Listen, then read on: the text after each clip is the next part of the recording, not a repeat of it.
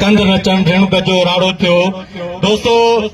पाण सब सिंधी कौम आहियूं ही कंहिं ख़ासि केली जो मसलो नाहे हे असां तव्हां सभिनी जो मसलो आहे जेकॾहिं पाण में जेकॾहिं क़ौमी सोच रखूं था त हे मुगरनि जो बि मसलो आहे तुंजनि जो बि मसलो आहे चांडियुनि जो बि मसलो आहे ख़ासि केलनि जो मसलो आहे टोटाणनि जो बि मसलो आहे छो त एसपी कंबर शहदाद कोट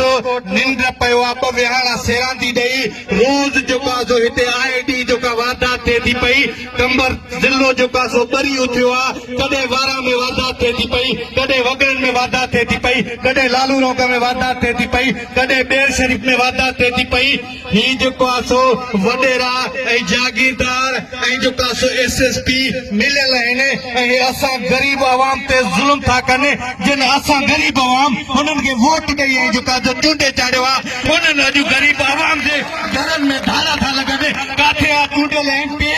छो नथो अचे अॼु असां सां हिते वेह हिन ग़रीब मिसकिन मज़दूरनि जी छो नथो ॻाल्हि करे हे मिसकिन मारूअड़ा हे जेका सो के बिहारी बंगाली न आहिनि हे के अफ़गानी न आहिनि हे के धारिया न आहिनि हे असांजा भाइर आहिनि हे असांजा सिंधी आहिनि हे असांजे कंबरवासी आहिनि कंबरवासियुनि जी इज़त असमत गैरत महफ़ूज़ आहे त तूं छाजो जेका चूंडियल निभाईंदो आहे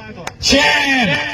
असांजो कासो अॼु एसएसपी खे चिता था ॾियूं त 24 कलाकनि जे अंदरि हिन ख़ासि केलनि जो जेकॾहिं ॾोह वापसि न थियो त सुभाणे असां बाईपास जेका इंडस हाईवे बंदि कंदासीं ही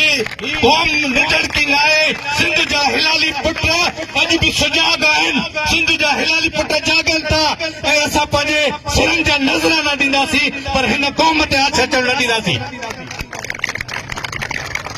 लगाम विझो हिन पंहिंजे जेका सो धाड़ियल कल्चर खे हिन चोरनि खे हिन लोफरनि खे जेके शरीफ़ माण्हुनि जी रोज़ानो इज़त ऐं असमत गैरत लुटियूं था वञनि कंहिंखां मोबाइल खसियूं था वञनि कंहिंखां मोटरसाइकिल खसियूं था वञनि कंहिंजे घर में नारो था आणनि आए शर्म के एसपी के तू साजी पगार तो खाई तू हिन अवाम जो नौकर आई तू असांजी टैक्स मां पगार खणंदो आई असांजी टैक्स मां तोखे पगार मिलंदी आहे तू हिन अवाम जो नौकर आई अॼु हिन अवाम सां अची वाइदो कर त 24 कलाकनि जे अंदरि तू असांजे जवाबदार गिरफ़्तार कंदे न त ॿी सूरत में इंडस हाईवे बंदि कंदासीं तूं छा थो सम्झी त ही क़ौम निधड़की आहे ही अवाम निधड़को आहे हिन जो कोई वाली वारस न आहे हिन जी कोई अॻुवाणी न कंदो असां ज़िंदा आहियूं हलाए गोलियूं असां हिते बि तोखे चैलेंज था कयूं पंहिंजे धाड़ियल कल्चर खे लगाम ॾे